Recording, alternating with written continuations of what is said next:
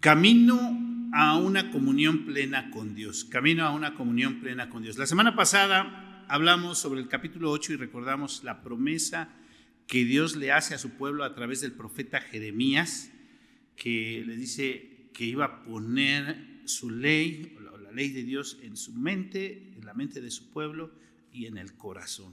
Dios buscando establecer esa comunión con su pueblo, ese pueblo rebelde, ese pueblo que se aleja de esa relación con Dios. Dios es el que va y busca poner esas cosas en nuestros corazones. Hoy hablaremos, dice, camino a una comunión plena con Dios. ¿Y de dónde sale este tema? ¿De dónde viene? Bueno, la palabra que usa ahí es camino al lugar santísimo. Y es que el lugar santísimo representa es estar realmente ante la presencia de Dios. El lugar santísimo es entrar al lugar donde nadie podía entrar en aquel entonces, donde solamente el sumo sacerdote entraba, dice el texto, una sola vez al año. Pero ¿por qué era tan especial ese lugar? Porque ese lugar representa la presencia de Dios. Y fíjense cómo dice el versículo 8, de ahí es donde tomamos nuestro tema. El versículo 8 dice: dando el Espíritu Santo a entender con esto que aún no se había manifestado el camino al lugar santísimo. O sea, todavía no había ese camino directo, entre tanto que la primera parte del tabernáculo estuviese en pie. Entre tanto que la primera parte del tabernáculo estuviese en pie. Bueno, ahorita vamos a hablar un poquito de lo que dice la primera parte del capítulo, donde nos describe estos lugares, el lugar santo, el lugar santísimo. Pero quisiera recordar primero al Señor Jesús como nos lo viene presentando el escritor sagrado como el sacerdote, el sumo sacerdote. Y hemos hablado acerca del ministerio del sacerdote. A diferencia del profeta, el profeta trae el mensaje de Dios para el pueblo, el sacerdote presenta al pueblo delante de Dios. Y entonces el Señor Jesús es quien quita los obstáculos, quita las barreras para que el pueblo de Dios pueda tener acceso a Dios mismo. El Señor Jesús, Él se describe como el camino, la verdad y la vida. Fíjense qué interesante, porque aquí está, todavía no se había revelado, todavía no se había manifestado el camino. ¿Cuál era la forma? ¿Cuál era la forma de llegar a Dios mismo? El camino entre Dios y el hombre se había roto, o sea, está roto. No hay forma de poderlo restaurar. Y lo que vemos en esta carta, en donde el escritor sagrado escribe a cristianos de muchos años que tienen ya en el Evangelio, que se encuentran un poco apáticos y algunos de ellos queriendo regresar a costumbres anteriores del judaísmo. Entonces el escritor les recuerda, eso solamente era un símbolo, eso solamente era una forma de ver las cosas que realmente iban a venir, las cosas que realmente se iban a cumplir. Lo que se vivió anteriormente, cuando el sumo sacerdote solamente entraba una vez al año y solamente podía ofrecer ciertos sacrificios, tenía que ofrecer sacrificios por él mismo para poder entrar y después por el pueblo. Todo eso no era más que un símbolo del verdadero sacrificio. Entonces, lo que hablamos la semana pasada sobre Dios poniendo su ley en nuestra mente, en nuestros corazones. Ahora hablando sobre el sumo sacerdote, Dios quitando las barreras para que nosotros podamos entrar y tener acceso pleno, directo ante su presencia. El tabernáculo está lleno de simbolismos. Si pusieron atención en la primera parte del capítulo o si quieren leerlo después detenidamente, habla sobre el nuevo pacto, habla sobre, por ejemplo, también un simbolismo es el arca del pacto, el lugar santo y el lugar santísimo. Todos estos aspectos ahí en el tabernáculo representan algo, tienen algún simbolismo. La primera parte del capítulo, repito, describe esta parte, dice primero del lugar santo, y ahí dice que era el lugar donde generalmente oficiaban los sacerdotes. ¿Qué se encontraba ahí? Dice el pasaje, el texto, que ahí se encontraba el candelabro y la mesa del pan de la proposición. La luz, el alimento de Dios. Pero generalmente los sacerdotes solamente podían llegar ahí, podían llegar hasta el lugar santo. Y más adelante, detrás del velo, que describe aquí el pasaje, dice, se encontraba entonces ahora el lugar santísimo. ¿Qué se encontraba dentro del lugar santísimo? El incensario, el arca del pacto, pero dentro del arca del pacto había cosas muy específicas. Maná, ¿se acuerdan? Del maná. Había también, o se encontraba la vara de Aarón y las tablas de la ley. Y cada una de estas cosas pues representa algunos aspectos. El maná, el alimento que Dios nos provee, que solamente Dios nos da y que es el que en muchos sentidos es la ración adecuada, la forma adecuada, el punto exacto que podemos alimentarnos bien, no como hoy que tenemos que ir a ver al nutriólogo para que nos diga qué es lo que comemos, porque algunos o comemos de más o comemos de menos, o aunque comemos de más no comemos lo que debemos de comer, o comemos de menos y creemos que estamos comiendo bien y tampoco estamos comiendo lo que debemos de comer, ¿no? Pero Dios daba la ración exacta a su pueblo y Él tiene el punto exacto que es lo que debemos de tener, y no solo en el aspecto físico, sino sobre todo en el aspecto espiritual. La vara de Aarón, ¿qué representa la vara de Aarón? La forma en que Dios actuaba, la autoridad también representa cómo Dios se manifestaba de diferentes formas cuando decía que usara la vara, extiende tu vara o haz esto específicamente, porque Dios iba a obrar. Y las leyes, ¿qué representa la ley?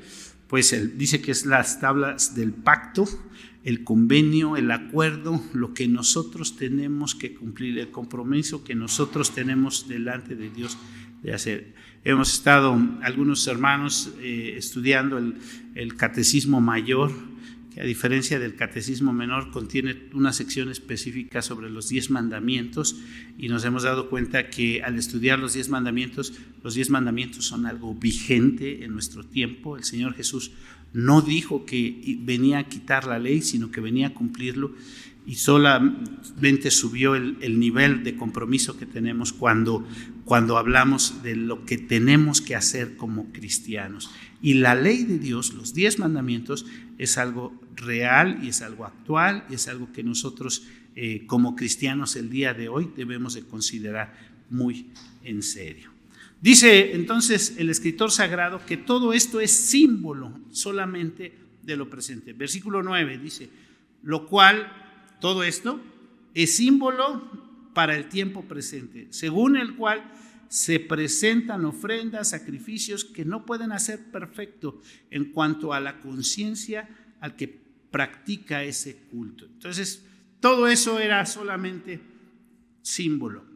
¿Cuál es entonces el camino a la comunión plena con Dios? ¿Cuál es entonces el camino que nos permite tener acceso directo a ese lugar santísimo, a estar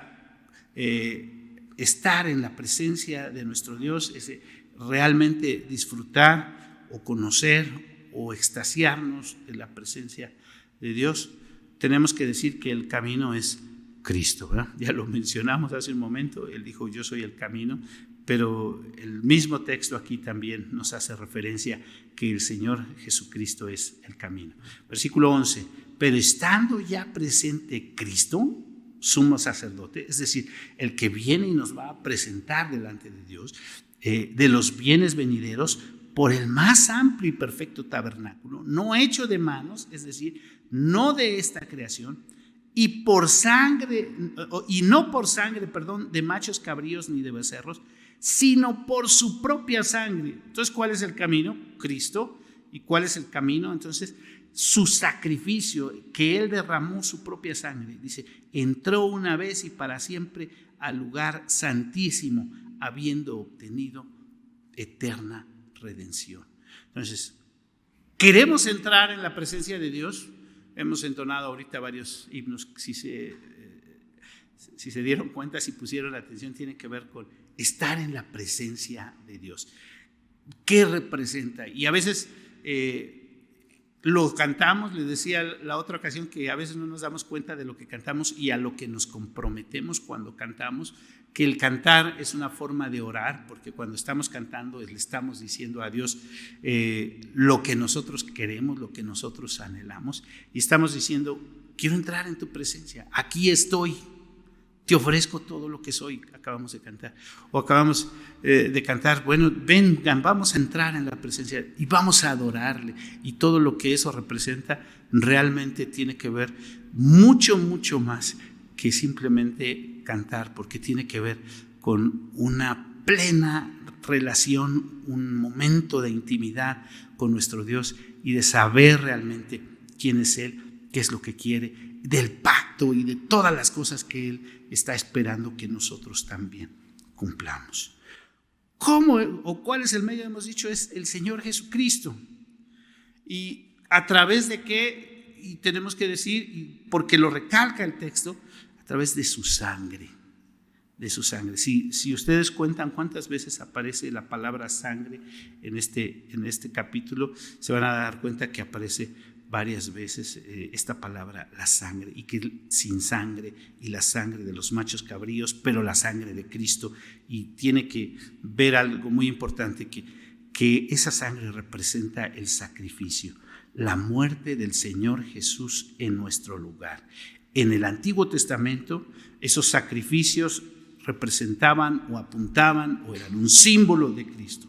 La sangre de aquellos animalitos que se derramaba representaba que alguien tenía que morir, y alguien tenía que morir por las faltas, por los pecados. Alguien tenía que pagar por lo que nosotros no hemos hecho bien. Dice el versículo 13, porque si la sangre de los toros y de los machos cabríos y las cenizas de la becerra rociadas a los inmundos santificaban para purificar de la carne, es decir, ellos decían, pues cae la sangre y la sangre ya me hace que yo ya pueda estar santificado, yo ya sea puro. Entonces fíjense cómo dice ahora el versículo 14, cuánto más la sangre de Cristo, el cual mediante el Espíritu Eterno se ofreció a sí mismo sin manchas a Dios, limpiará vuestras conciencias de obras muertas para que sirváis al Dios vivo.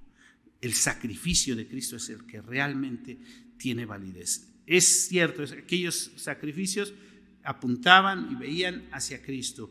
Ahora el sacrificio de Cristo es realmente el que tiene la capacidad, el poder para limpiarnos, para que podamos tener acceso a esa comunión con nuestro Dios. Versículo 19, todavía más, dice, porque habiendo anunciado Moisés todos los mandamientos de la ley a todo el pueblo, tomó la sangre, fíjense otra vez, de los becerros y de los machos cabríos con agua, lana, escarlata e hisopo, y roció a sí mismo libro y también todo el pueblo, diciendo, esta es la sangre del pacto que Dios os ha mandado. Además de esto, roció también con la sangre el tabernáculo y todos los vasos del ministerio. Y casi todo es purificado según la ley con sangre, y sin derramamiento de sangre no se hace remisión. Y sin derramamiento de sangre no se hace remisión. Es decir, alguien tiene que pagar, alguien tiene que morir, porque lo que nosotros hemos hecho, la forma en que hemos actuado y la consecuencia de nuestros actos es que alguien tiene que morir, y que eso que nosotros hemos hecho mal nos limita o nos impide llegar a tener una plena comunión con Dios. Lo único que nos permite tener acceso directo a Dios es el sacrificio de Cristo, que fue en nuestro lugar, porque todo eso que se hacía en el Antiguo Testamento se trata de cómo Cristo nos presenta delante de Dios. Y esa es la única forma, dice el texto, en que podemos tener salud.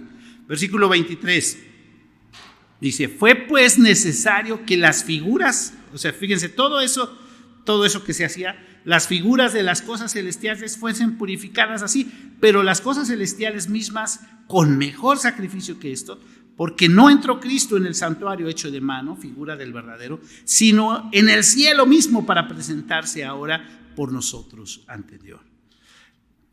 La figura entonces de la separación, hay una figura que nos marca este pasaje, que es el velo.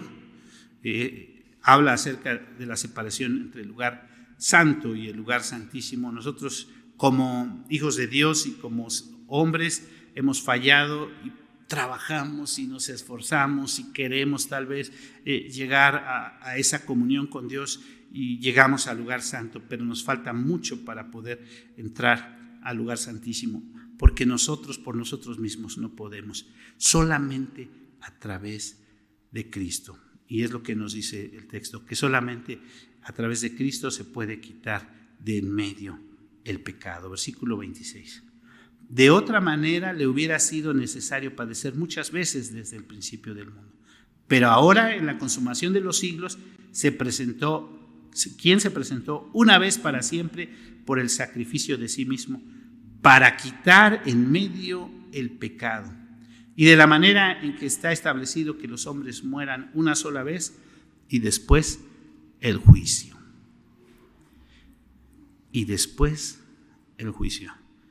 Hay separación, no hay comunión, no hay relación con Dios, y lo que este capítulo simplemente nos viene explicando es que el medio para poder entrar a esa comunión con Dios, a esa verdadera comunión, solamente es Cristo. Y quien puede quitar de en medio ese velo que no nos permite entrar a esa plena comunión es el sacrificio de Cristo. Porque si no podemos entrar a esa plena comunión, lo que marca este versículo 27 es muy interesante, que los hombres mueran una sola vez y después de esto, ¿qué? El juicio. Después de esto viene el juicio. Si no hay comunión plena con Dios, entonces antes de que muramos, antes de que venga ese juicio, entonces no pensemos que vamos a salir bien librados en ese juicio final. Eso es todo lo que viene explicando el escritor sagrado. Entonces, todas esas cosas eran símbolos de lo que había de venir, que es Cristo Jesús, que es Cristo el Señor, el que viene ahora realmente a cumplir, y Él es el que viene a darnos entrada al lugar santísimo. Versículo 23, 24, 25, no los voy a leer completos, pero dice al final el versículo 24, 25, porque no entró Cristo en el santuario hecho de mano, figura del verdadero, sino en el cielo mismo para presentarse ahora por nosotros ante Dios. Y no para ofrecerse muchas veces como entraba el sumo sacerdote en el lugar santísimo cada año con sangre ajena. Él se presentó con su propia sangre, con su propia sangre. El último versículo, el último verso dice: así también Cristo fue ofrecido una sola vez para llevar los pecados de muchos y aparecerá por segunda vez sin relación con el pecado para salvar a los que le esperan. Para salvar a los que le esperan. ¿Cuál es la invitación? ¿Cuál es la invitación de nuestro pasaje? La Biblia nos narra de grandes hombres, podemos decirlo así, que tuvieron la gracia, la bendición, la oportunidad de estar de alguna manera en la presencia de Dios, tal vez una manera simbólica.